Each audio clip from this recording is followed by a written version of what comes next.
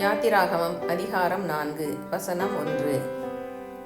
அப்பொழுது மோசே, அவர்கள் என்னை நம்பார்கள், என் வாக்குக்கு செவி கொடார்கள், கர்த்தர் எனக்கு தரிசனமாகவில்லை என்று சொல்லுவார்கள் என்றான். வசனம் 2.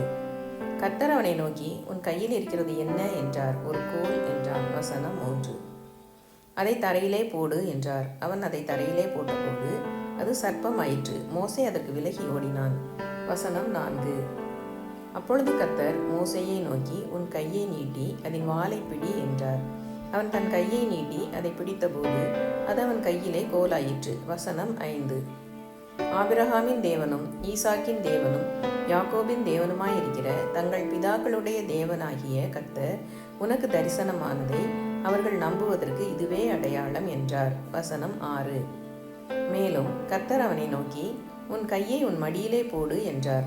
அவன் தன் கையை தன் மடியிலே போட்டு அதை வெளியே எடுக்கும்போது இதோ அவன் கை உறைந்த மலையைப் போல வெண்குஷ்டம் பிடித்திருந்தது. வசனம் 7. அவர், உன் கையை திரும்பவும் உன் மடியிலே போடு என்றார்.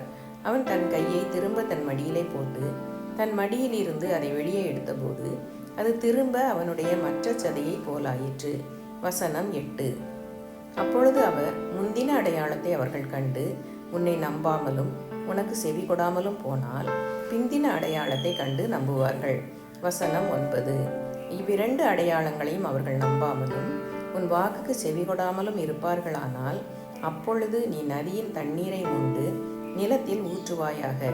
நதியில் மொண்ட தண்ணீர் வெட்டாந்தரையிலே இரத்தமாகும் என்றார். வசனம் 10. அப்பொழுது மோசே கர்த்தரை நோக்கி, ஆண்டவரே, இதற்கு முன்னாவது தேவரீர் உமது அடியேனோடே பேசினதற்கு பின்னாவது நான் வாக்கு வல்லவன் அல்ல, நான் திக்குவாயும் மந்தனாவும் உள்ளவன் என்றான். வசனம் 11. அப்பொழுது கர்த்தர் அவனை நோக்கி, மனுஷனுக்கு வாயை உண்டாக்கினவர் யார்? ஊமையனையும் செவிடனையும் பார்வை உள்ளவனையும் குருடனையும் உண்டாக்கினவர் யார்? கர்த்தராகிய நான் அல்லவா? வசனம் 12. ஆதலால் நீ போ, நான் உன் வாயோடே இருந்து நீ பேச வேண்டியதை உனக்கு போதிப்பேன் என்றார். வசனம் 13. அதற்கு அவன், ஆண்டவரே, நீர் அனுப்ப சித்தமாயிருக்கிற யாரையாகிலும் அனுப்பும் என்றான். வசனம் 14. அப்பொழுது கர்த்தர் மோசேயின் மேல் கோபம் உண்டவராகி, லேவியனாகிய ஆரோன் உன் சகோதரன் அல்லவா? அவன் நன்றாய் பேசுகிறவன் என்று அறிவேன். அவன் உன்னை சந்திக்க புறப்பட்டு வருகிறான். உன்னை காணும்போது அவன் இருதயம் மகிழும். வசனம் 15. நீ அவனோடே பேசி அவன் வாயில் வார்த்தைகளை போடு. நான் உன் வாயிலும் அவன் வாயிலும் இருந்து நீங்கள் செய்ய வேண்டியதை உங்களுக்கு உணர்த்துவேன். வசனம் 16. அவன் உனக்கு பதிலாக ஜனங்களோடே பேசுவான். இவ்விதமாய் அவன் உனக்கு வாயாக இருப்பான். நீ அவனுக்கு தேவனாக இருப்பாய். வசனம் 17. இந்த கோலையும் உன் கையிலே பிடித்து கொண்டு போ, இதனால் நீ அடையாளங்களை செய்வாய் என்றார். வசனம் 18.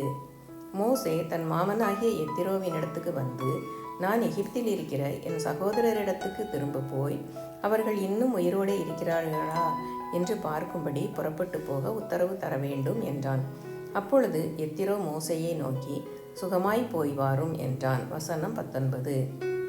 பின்னும் கர்த்தர் மீதியானிலே மோசேயை நோக்கி, நீ எகிப்துக்கு திரும்பி போ, உன் பிராணனை வாங்க தேடின மனிதர் எல்லாரும் இறந்து போனார்கள் என்றார். வசனம் 20.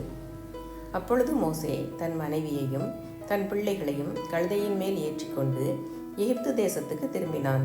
தேவனுடைய கோலையும் மோசே தன் கையிலே பிடித்து கொண்டு போனான். வசனம் 21. அப்பொழுது கர்த்தர் மோசேயை நோக்கி, நீ எகிப்திலே திரும்பி போய் சேர்ந்த பின் நான் உன் கையில் அளித்திருக்கிற அற்புதங்கள் யாவையும் பார்வோனுக்கு முன்பாக செய்யும்படி எச்சரிக்கையாயிரு. ஆகிலும் நான் அவன் இருதயத்தை கடினப்படுத்துவேன், அவன் ஜனத்தை போகவிடான். வசனம் 22. அப்பொழுது நீ பார்வோனோடே சொல்ல வேண்டியது என்னவென்றால், இஸ்ரவேல் என்னுடைய குமாரன், என் சேஷ்ட புத்திரன். வசனம் 23. எனக்கு ஆராதனை செய்யும்படி என் குமாரனை அனுப்பிவிடு என்று கட்டளையிடுகிறேன். அவனை விடமாட்டேன் என்பாயாகில் நான் உன்னுடைய குமாரனை உன் சேஷ்ட புத்திரனை சங்கரிப்பேன் என்று கர்த்தர் சொன்னார் என்று சொல் என்றார். வசனம் 24.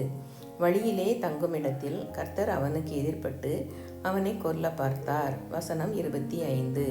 அப்பொழுது சிப்போராள் கருக்கான ஒரு கல்லை எடுத்து தன் புத்திரனுடைய நுனித்தோலை அறுத்து அதை அவன் கால்களுக்கு முன்பாக எறிந்து, நீர் எனக்கு இரத்த சம்பந்தமான புருஷன் என்றாள். வசனம் 26. பின்பு அவர் அவனை விட்டு விலகினார். அப்பொழுது அவள், விருத்த சேதனத்தின் நிமித்தம் நீர் எனக்கு இரத்த சம்பந்தமான புருஷன் என்றாள். வசனம் 27. கர்த்தர் ஆரோனை நோக்கி, நீ வனாந்தரத்தில் மோசேக்கு எதிர்கொண்டு போ என்றார். அவன் போய் தேவ பர்வதத்தில் அவனை சந்தித்து அவனை முத்தம் செய்தான். வசனம் 28. அப்பொழுது மோசே தன்னை அனுப்பின கர்த்தருடைய சகல வார்த்தைகளையும் அவர் தனக்கு கட்டளையிட்ட சகல அடையாளங்களையும் ஆரோனுக்கு தெரிவித்தான். வசனம் 29. மோசேயும் ஆரோனும் போய் இஸ்ரவேல் புத்திரரின் மூப்பர் எல்லாரையும் கூடி வரச் செய்தார்கள். வசனம் 30. கர்த்தர் மோசேக்கு சொல்லிய சகல வார்த்தைகளையும் ஆரோன் சொல்லி ஜனங்களின் கண்களுக்கு முன்பாக அந்த அடையாளங்களையும் செய்தான். வசனம் 31. ஜனங்கள் விசுவாசித்தார்கள். கர்த்தர் இஸ்ரவேல் புத்திரரை சந்தித்தார் என்றும் அவர்கள் படும் உபத்திரவங்களை கண்ணோக்கி பார்த்தார் என்றும் அவர்கள் கேட்டபோது தலை குனிந்து தொழுது கொண்டார்கள். யாத்ராகமம் அதிகாரம் 4 முற்றிற்று.